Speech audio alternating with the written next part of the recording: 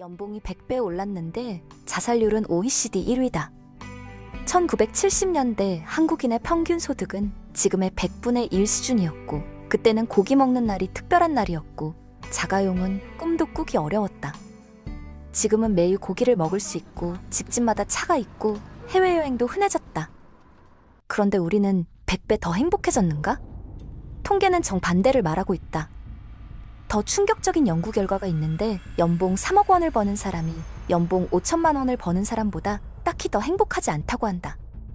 소득 차이가 많이 나는데 행복은 거의 비슷하다는 것이다. 오늘 이 영상을 끝까지 보면 당신이 평생 쫓아온 것이 정말 가치 있는 것이었는지 다시 생각하게 될 것이다.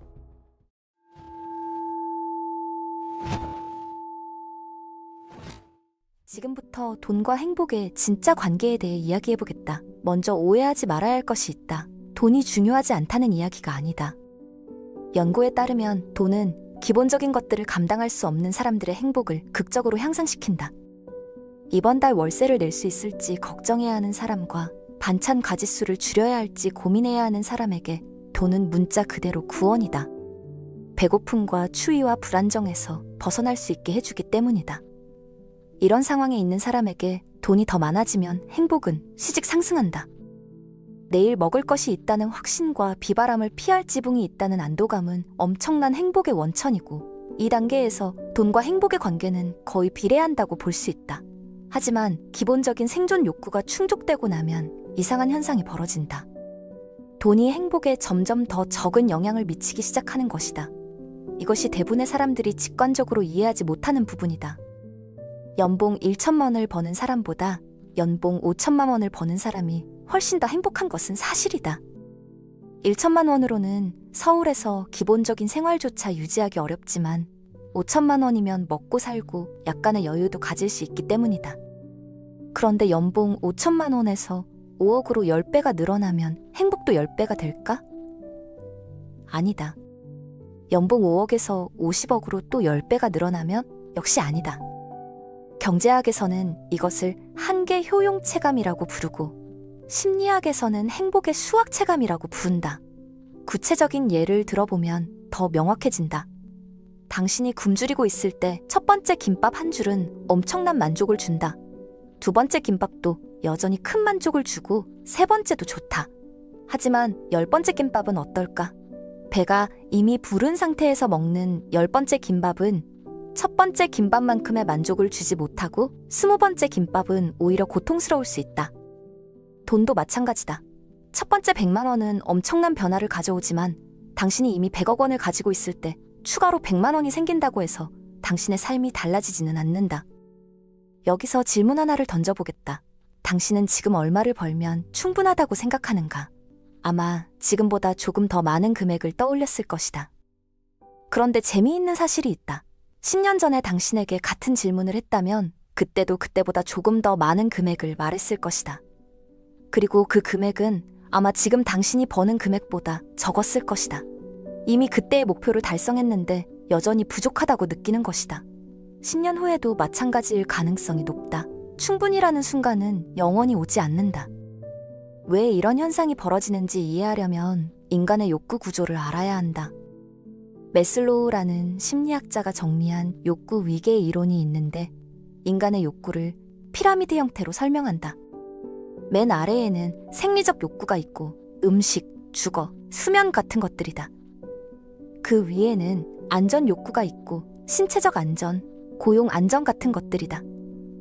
그 위에는 사랑과 소속의 욕구가 있고 가족, 친구, 공동체에 대한 소속감이다.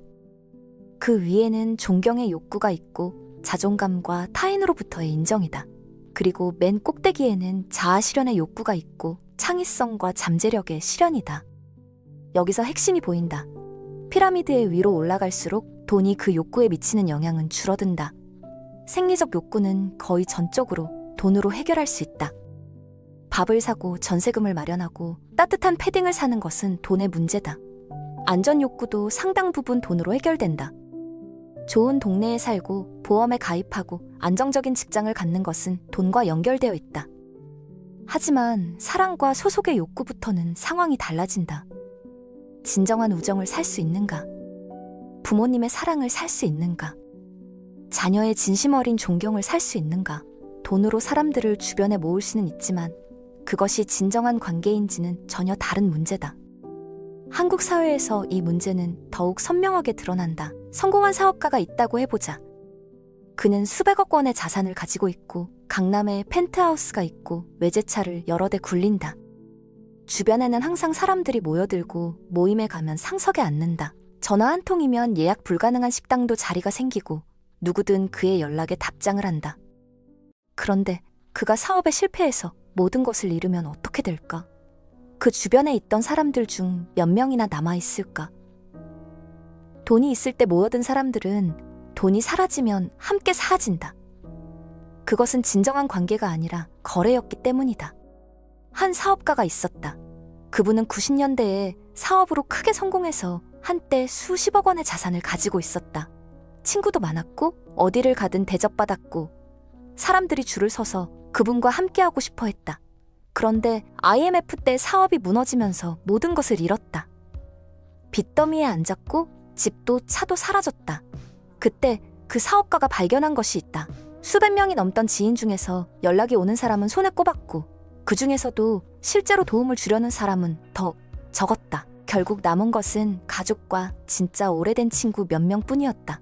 그분은 나중에 이렇게 말씀하셨다. 돈 있을 때는 몰랐는데 진짜 관계가 뭔지 그때 알았다고. 그 경험 이후로 그분의 삶의 우선순위는 완전히 바뀌었다. 심리학자들은 본질적으로 두 가지 유형의 행복이 있다는 것을 발견했다. 외재적 행복과 내재적 행복이다. 이 구분을 이해하면 왜 어떤 부자들은 불행하고 어떤 평범한 사람들은 행복한지 알 수 있다. 외재적 행복은 돈과 물질적 부이미지와 지위에 초점을 맞춘다. 새 차를 뽑으면 기분이 좋아진다. 명품 가방을 들면 자신감이 올라간다. 더 넓은 아파트로 이사하면 뿌듯하다. 승진하면 어깨가 으쓱해진다. 이런 외부 소스에서 파생된 행복은 단기적인 도파민 분출을 가져온다. 새 물건을 샀을 때의 그 짜릿한 기분은 분명히 존재한다.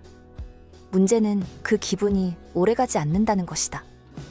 새 차의 새 차 냄새는 몇 주면 사라지고 그 차는 그냥 당신의 차가 된다. 명품 가방의 설렘은 몇 달이면 무뎌지고 그 가방은 그냥 당신의 가방이 된다. 이것을 심리학에서는 쾌락적 적응이라고 부른다. 인간은 새로운 수준의 쾌락에 빠르게 적응하고 그것을 당연하게 여기기 시작한다. 그래서 외재적 행복은 끝없이 더 많은 것을 원하는 상태로 이어진다.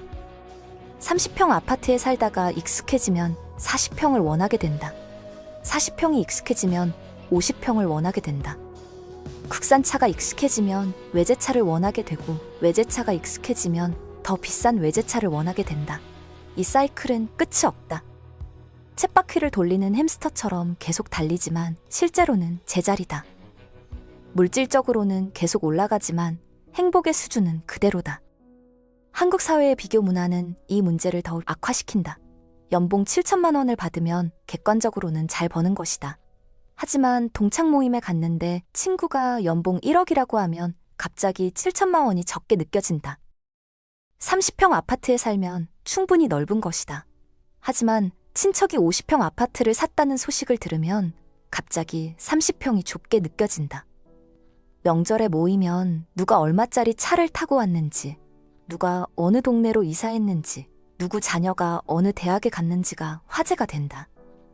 한국 사람들은 자신의 절대적 상황보다 상대적 위치에 더 민감하다. 그래서 모두가 더 잘 살게 되어도 상대적 순위가 변하지 않으면 행복도 변하지 않는다. 전체 파이가 커져도 내 조각이 남들보다 작으면 불행하다고 느끼는 것이다. 반면에 내재적 행복은 완전히 다른 원천에서 나온다. 좋아하는 일에 몰두할 때 느끼는 충만함에서 나온다. 어제보다 오늘 더 나은 사람이 되었다는 성장의 감각에서 나온다. 누군가를 도왔을 때 느끼는 보람에서 나온다. 가족과 함께 저녁 식사를 하며 웃고 떠드는 시간에서 나온다. 오래된 친구와 소주 한잔하며 속 깊은 이야기를 나누는 순간에서 나온다. 이런 것들은 외부에서 주어지는 것이 아니라 내면에서 우러나오는 것이다. 내재적 행복은 돈으로 살 수 없다. 좋아하는 일에 몰두할 때의 그 충만함은 어떤 물질적 소유로도 대체할 수 없다. 자신이 성장하고 있다는 느낌은 연봉과 무관하다. 누군가를 돕고 세상에 기여했다는 보람은 어떤 명품으로도 살 수 없다. 가족과 친구와 진심으로 연결되어 있다는 감각은 가장 비싼 호텔 스위트룸에서도 얻을 수 없다. 그리고 가장 중요한 차이가 있다. 외재적 행복은 쾌락적 적응 때문에 금방 사라지지만 내재적 행복은 오래 지속된다. 10년 전에 샀던 명품 가방은 지금 별 감흥이 없지만 10년 전에 가족과 함께했던 여행의 기억은 여전히 따뜻하다. 많은 한국 사람들이 이렇게 생각한다. 돈을 충분히 벌면 그 다음에 행복해질 거야. 일단 아파트 대출을 갚고 나면 여유롭게 살 거야. 자녀 대학 보내고 나면 내 인생을 살 거야. 은퇴하면 그때 하고 싶은 것을 할 거야. 하지만 앞에서 말했듯이 그 충분이라는 기준은 계속 올라간다. 1억 원이 목표였던 사람이 1억 원을 모으면 10억 원이 목표가 되고 10억 원을 모으면 100억 원이 목표가 된다. 그리고 그 과정에서 내재적 행복의 원천들은 방치된다. 젊었을 때 품었던 꿈은 나중에 추구하겠다고 미루다가 잊혀진다. 자녀가 어릴 때 함께 보내는 시간은 돈 버느라 놓치고 자녀가 크면 이미 늦었다. 배우자와의 관계는 뒷전으로 밀리고 어느 날 서로가 낯선 사람이 되어 있다. 친구들은 소홀해지고 부모님은 연락도 못 드리다가 돌아가신다. 어느 날 문득 돌아보면 통장 잔고는 늘어났지만 인생은 텅 비어 있다. 한국에서 은퇴 후 우울증에 빠지는 사람들이 많은 이유가 바로 이것이다. 평생 일만 하다가 막상 시간이 생기니 무엇을 해야 할지 모르고 함께할 사람도 없는 것이다. 실제로 연구에 따르면 복권에 당첨된 사람들의 행복도는 당첨 직후에는 급격히 올라가지만 약 2년 후에는 당첨 전 수준으로 돌아간다. 로또 1등에 당첨되어 수십억 원이 생겨도 2년 뒤에는 당첨되기 전만큼만 행복하다는 것이다. 반대로 사고로 하반신이 마비된 사람들의 행복도는 사고 직후에는 급격히 내려가지만 역시 약 2년 후에는 사고 전 수준에 가깝게 회복된다. 인간은 놀라울 정도로 적응하는 존재다. 외부 조건의 변화는 일시적인 영향만 미치고 장기적인 행복 수준은 내면의 상태에 의해 결정된다. 그렇다면 어떻게 해야 할까? 첫째로, 기본적인 욕구를 충족시키는 수준의 돈은 진지하게 추구할 가치가 있다. 생존의 불안에서 벗어나는 것은 행복의 필수 조건이다. 월세 걱정을 하면서 자아 실현을 추구하기는 어렵다. 둘째로, 그 수준을 넘어서면 돈보다는 내재적 행복의 원천들에 더 많은 시간과 에너지를 투자해야 한다. 좋아하는 일을 발견하고 성장을 위한 노력을 하고 관계를 깊게 하고 의미 있는 기여를 하는 것이다. 셋째로, 돈을 쓸 때는 물건보다 경험에 쓰는 것이 더 큰 행복을 가져다 준다. 연구에 따르면 경험에 쓴 돈은 물건에 쓴 돈보다 더 오래가는 만족을 준다. 가족과 함께한 제주도 여행의 기억은 수십 년이 지나도 남지만 새 가방의 설렘은 몇 달이면 사라진다. 마지막으로 이것만 기억하면 된다. 돈은 도구이지 목적이 아니다. 기본적인 생존이 해결된 이후에 당신을 진짜로 행복하게 만드는 것은 통장 잔고의 숫자가 아니다. 좋아하는 일에 몰두하는 시간과 사랑하는 사람들과의 깊은 연결과 성장하고 있다는 감각과 세상에 기여하고 있다는 의미, 이것들이 진짜 행복의 원천이다. 그리고 이것들은 연봉과 무관하게 지금 당장 추구할 수 있다. 10년 후에 당신이 후회할 것은 더 많은 돈을 벌지 못한 것이 아니라 사랑하는 사람들과 더 많은 시간을 보내지 못한 것일 가능성이 높다. 우리 부모님 세대는 자식들 먹이고 입히고 가르치려고 허리가 휘도록 일하시면서 당신들의 행복은 나중으로 미루셨는데 막상 자식들 다 키우고 은퇴하고 나니 몸은 여기저기 아프고 함께할 친구도 없고 무엇을 해야 할지도 모르겠다고 하신다. 우리도 똑같은 길을 걷고 있는 것은 아닌지 돌아봐야 한다. 언젠가 시간이 나면, 언젠가 여유가 생기면, 언젠가 돈을 충분히 벌면이라고 말하지만 그 언젠가는 오지 않는다. 오늘 저녁 퇴근길에 아이에게 전화해서 뭐 먹고 싶어라고 물어보고 이번 주말에 오랜 친구에게 연락해서 소주 한잔 하자고 말하고 지금 당장 부모님께 전화드려서 별일 없으시죠? 안부 여쭙는 것. 이런 것들이 쌓여서 인생이 된다. 통장 잔고는 당신이 죽으면 남에게 가지만 사랑하는 사람들과의 기억은 당신과 함께 간다.